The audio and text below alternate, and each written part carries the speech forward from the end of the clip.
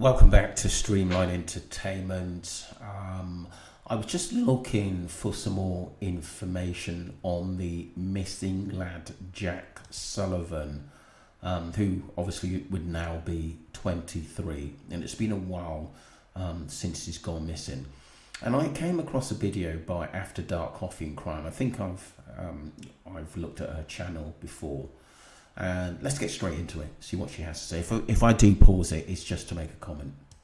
Some updates on the Jack O Sullivan case. It's been a little while since I've mentioned it, so here we go. So on the night that Jack went missing, he actually wanted to go out and he wanted to make some new friends. However, we are now learning that on this night out there was an altercation with a stranger and that he actually fell down the stairs and hit his head before going missing. Jack's mum has revealed that the police failed.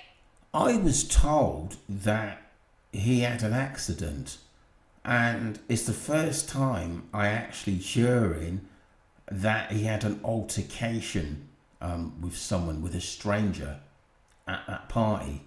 That was unbelievable. Was it over a girl, or was it obviously just drink? It makes you wonder, doesn't it? It really, really does. That's really strange. And why the police? Why wasn't this made bigger? And why wasn't that person investigated or arrested? Someone else. I've always said this in talking about Jack. There's a lot of people who are not talking. Failed to investigate that her son had actually fallen down the stairs and that he'd actually hit his head before getting into this altercation at a house party on the night that he was missing. Now, Catherine O. Sullivan has said that she's been forced to hire a private investigator to find out more crucial details about what has happened to her son and why he's just mysteriously disappeared without a trace. We also know that Jack was a little apprehensive about going to this party because he didn't know anyone. But his mum encouraged him to go to meet new friends, especially since his other friends had moved away from home.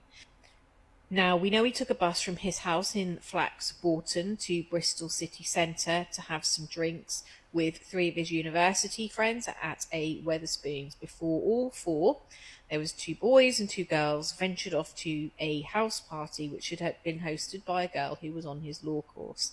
Now, the Exeter graduate had moved back to Bristol for the law course and stuck with his group at the party on Hotwell Road, but at one point he tumbled down the stairs and hit his head. I'm just popping up the map here just so you can see the route now. Jack's mum's. But what makes me think, I know obviously this lady's getting the information possibly from what Jack mum said, but I'm just thinking if he had an accident, he had a few drinks at a party, wouldn't he have told his mum, well, I'm not feeling good, or someone says, look, I'll take you home, Jack. And obviously he's tumbling down the stairs and hurting your head, especially you may have had a few drinks. That's awful. And then we're hearing now it could be an altercation. Was called in support from charities in Northern Ireland and Scotland. Specialist dogs have been searching the route that he could have walked home, which police had ruled out. We know that on the 1st of March, Jack met his friends for a normal night out, travelled by bus at 8:20 from his village of Flax Bourton to the Wetherspoons in the city centre. At 10:45, he texted his mum and said that they'd moved to a house party in Hotwells, and he said that everything was good and that his keys were safe. At 1:52, he then texted his mum to say he was getting an Uber and that he was safe. During the party, Jack trips down the stairs and hits his head, and a partygoer pokes fun at him and shoves him. And it doesn't go any further than this. Jack left the party alone shortly before 3 a.m. on March the 2nd, and he hasn't been heard of since.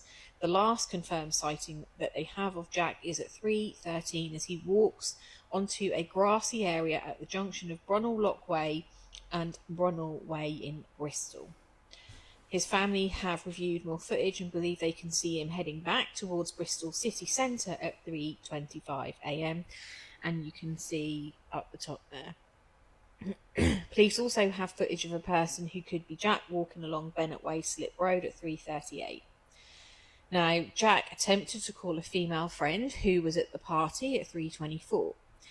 When the friend called back 10 minutes later, he answered and said hello before the call cut off. His phone remained active on Find My Friends until 6:44 in the morning, and it pinged at Granby Hill. As you can see the concerns and why Jack's mum has them. The police say that the altercation was nothing and that they haven't got any knowledge of that being a concern. They've tried to look at it themselves with a private detective and they have questioned people. The interview with the boy that Jack had the altercation with, in his descriptive interview, says that he was standing at the bottom of the stairs as Jack was leaving. He told the police that Jack tripped on the stairs and he laughed at him and he said, "You've had enough, mate," that type of thing. Jack got up, he pushed him, and that was the extent of the altercation. And it Interesting, but there could have been a lot of back and forth going on before that incident. It sounds like to me there was probably a little bit more going on than what was first thought, especially when like young people drink and sometimes it brings the worst out in people. I'm not 100% sure we've just been told the whole story, because none of his friends have actually, who apparently he was at the bar with earlier, have actually said anything of relevant, if anything at all. was described as an altercation. So as we can see, there are a lot of issues that are occurring, and we can see from what we are reading and hearing that Jack's mum has not been happy with this investigation, and she wants more answers and is looking for them, and rightly so. And so I just wanted to bring this back into the forefront because Jack is still missing and he deserves to be found, obviously. And it's been a little bit quiet, and so with this information I wanted to share it because I think it's important that he knocked his head, and I think it is important that he had an altercation, and I think it's important that the police had investigated that. I also asked the police if they've spoken to people, and they said that they have. However, they say that they've spoken to people at the party and they've been getting conflicting reports as to what the police have been saying. There you go. That says it all. That absolutely says it all. Obviously, because I think probably the police haven't got any really informative information. They've just basically shrugged it off as that it was just a little bickering at that party. I knew there was more. I've always said, if you watch my videos, I've always turned around and says, the party is the key to this case. Someone knows more. So I think it is important that we continue to share Jack's information. We continue to tell his story and his timeline and show his picture and this route here that you can see now. For a lot of people that aren't in the Bristol area, that may not mean anything, but if you were there as a one-off and you were in that area, it could trigger a memory. So please do, if you see any posts on Jack Sullivan, please do share them. If you see his missing poster, please share that. There is a Facebook group you can keep up to date in there, and I will keep you guys posted as I get more information. Do let me know your thoughts in the comments section. Make sure you hit follow so you don't miss updates on this case or the cases that I'm talking about, and make sure you are subbed to my YouTube channel, After Dark Coffee and Crime. Bye. That was After Dark Coffee and Crime. I think that was a brilliant sort of analysis on the case. I also, the first I've heard about, to be honest, I haven't looked at the Jack O Sullivan case for at least 3 weeks now, maybe more, but it's interesting that a lot of the information and conflict information is what happened at the party.